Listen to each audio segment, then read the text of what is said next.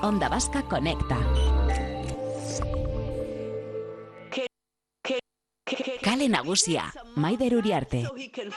Dum dum dummy, I'm no bunny, I'm no sloppy boy. I never beg for no money, fun, funny. You run from no, I'm running, no, I pardon no one, nobody. Chop it right hand, chop it like a big bucket. You had the mic, now you can't drop it. Dum dummy, once nobody. I'm coming, sit though. I don't know what really happens at the end of the road. I don't know what really happens at the end of the road. I don't know what really happens at the end of the road. But my trip is mad. I ain't finished, I got loads. I think I'm up for the challenge. To show I got me some mileage. I bought a car and a cottage. I got Suzanne in my baggage. Got a list in my bucket. Squeeze the sponge, drop the pocket. I fit in any socket. Close the door, I'm on. Argi dago, topikoek, estereotipoek gure bizimoduan eragina dutela, beste herri batera goazenean, beste hiri bateko pertsonekin batzen garenean aurre iritzeekin goaz, ez? Baina horiek guztiak aldira benetazkoak, zer nolako mugak esartzen dituzte gure ideia horiek. Oraintxe bertan, argituko ditugu, hain zuzen ere, Gazteak Mugaz Gaindi proiektua aurkeztu berri dutelako, eta honen inguruan, honen gainean hausnartzen duelako. Horrexegatik gurekin, telefonoaren bestaldean Joseba Bergaretxe bera da Eusko Ikaskuntzaren proiektuaren arduraduna. Joseba, eguerdion? Kaixo, eguerdion. Bueno, lehenengo gauza, konta iguzu, zer da Gazteak Mugaz Gaindi? Gazteak Mugaz Gaindi Eusko Ikaskuntzak Insup eta Nafarroko Kontseiluarekin, Gazteria Kontseiluarekin batera antolatu dugun azkeneko proiektua da, zuk sarleratxoan aipatu duzun bezala, mugaz gaindi joaten garenean dauzkagun estereotipio, aurreiritzi guzti horiek gainditzeko sortu duguna, eta hortik, metodologia batzuk aplikatuta, proiektuak ernalaltzaneko genukena. Zeuek suposatzen dut, hau sortzeko detektatu dituzuela estereotipo batzuk, ezta?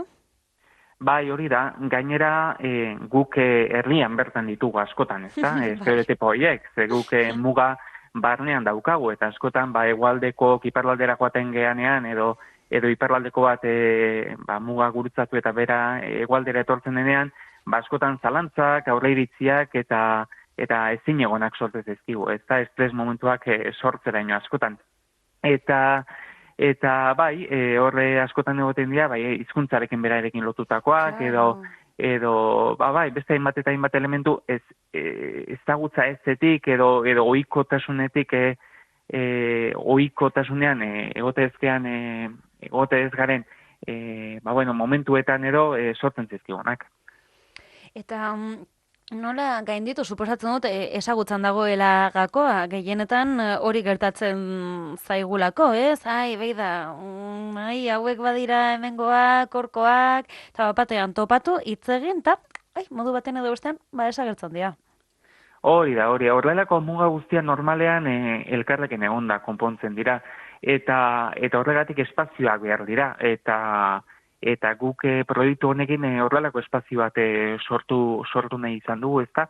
Lehen erronka hori bera delako. Elkar ezagutzea, azken finean, bai mugaren alde bateko zenbesteko gazteek, bilgune bat edukitzean ez, eta hilabete mugatu batzutako izan bilgune bat sortzea, eta hori abia puntu bezala hartuta, ezta? Alde neurrian, gero hortik, etorkizuneko estenatokiak prototipatu daitezke, nolabeteko harremantzeko gaitasun berriak sortu litezke, eta nahiko genukena da, abia puntu bat izatea, gero hor sortzen diren harreman guztietatik, proiektu berria sortu daitezen. Ze antolatuko dituzuen topaketetan jende gaztea parte hartuko du, ezta? 18-35 urte bitarteko pertsonak. Bai, hori da. Izango dira 18 eta 30 urte bueltakoak. Eta bai, printzipioz proiektu hau gazteetara dago bideratuta, 30 gazteko talde bat osatua daukagu, printzipioz bentsa izango lirateke 10 erkidegokoak, 10 Nafarroakoak eta 10 iparraldekoak, eta hauen ezaugarri nagusia aniztasuna da. Hau da, saiatu gara bereziki bilatzen gizartearen ahalik eta lagina errepresentagarriena osatu lezaketen talde bat, ezta? Izango ditugu 3 hizkuntza dakizkitenak, izango dugu elebakarrak direnak, izango ditugu universitariak, lanbide heziketatik datozenak, lanean dabiltzanak, ikasleak direnak, errealitate kultural oso ezberdinetan bizi direnak, eta aniztasun horretatik abiatu nahiko genuke, harreman horien bitartez zubiak eraikitzen joateko. Aipatzen genuen aurreko elkarrezketa urtarrilaren 20 zeuentzako ere egun garrantzitsuaz lehenengo tailerra egingo dezute, ezta? Hori da, lehenengo itzordua ostiral honetan da, hilaren 20an, Iruñean.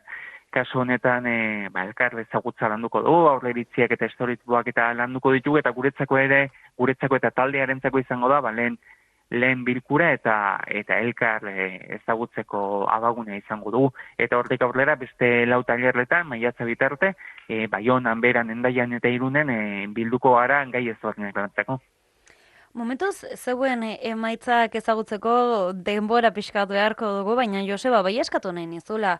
Uste dut gainera sasoi hauetan geroz eta arriskutsuagoak diren balako aurre iritziak ez arrazakeria, xenofobia delako, iritzi horiek nola gainditu edo nola gelditu eta aurre egin pentsaera mota hauei, noski esan dugu, ezagutzen dago elagakoa, baina askotan ez dakago ez, aukera horin beste norbait ezagutzeko aukera, eta arraza kokaleku edo jatorri bat izan beharrean izena jartzen dugunen gauzak aldatzen dira. Baina ez ezagunak direnean, zer nolako trukoak, aholkoak ematen dizkiguzu? Trukoak edo aholkoak ematea ez da erresa izaten. Kasu honetan, guk hemen planteatuta daukaguna da, azken finean, nolabaiteko etorkizuna prototipatzeko metodologia bat. Hau da, ikustea zer nolako estenatokitan gainditu litezken aurreritzi guzti horiek, azuko diozun bezala, immigrazioari lotutakoak, edez ezagutzari lotutakoak. Halako metodologia bat aplikatzen dugu, nolabaiteko mapa mentalak eginda, ezagutza mapak eginda, metodologia horien bidez, nolabait ere, etorkizunean nahiko genituzkeen estenatuko horiek irudikatzeko. Horrekin geratuko gara, esan bezala, 20an aste honetan bertan, lehenengo elkartaratzea, Joseba Bergaretxe, Eusko Ikaskuntzaren proiektuaren arduraduna, eskerrik asko gurekin izateagatik. Eskerrik asko zuei. Hurrengora arte, agur. Agur. What you think of me? I don't know what really happens at the end of the road. I don't know what really happens at the end of the road. I don't know what really happens at the end of the road. But my trip is mad. I am finished. I got love. Lately I got ceilings, but I burn in the sun. I never missed one shot. I'm sick as a gun, I got more told friends. I'm dead as they come, like, hey, I'm on the way. I left my body in the mattress by the San Francisco way. No, there's a cop named Mordecai behind my pirated Mercedes. When we crash, I hit the ER. This is a thriller. I did it for the PR. I did it for the VR. I didn't know when there's a dynamo back in the back of the fridge. I go back it up, my triple attacking battery. As in my stacks in the cabin, menagerie cracking. My doggies run back, I just tell them to back it up, back it up, back it up. I don't know what really happens at the end of the road. I don't know what really happens at the end of the road. I don't know what really happens at the end of the road. I don't. Okay, now repeat that one more time. I don't know what really happens at the end of the road. I don't know what really happens at the end of the road. Onda Vasca Conecta.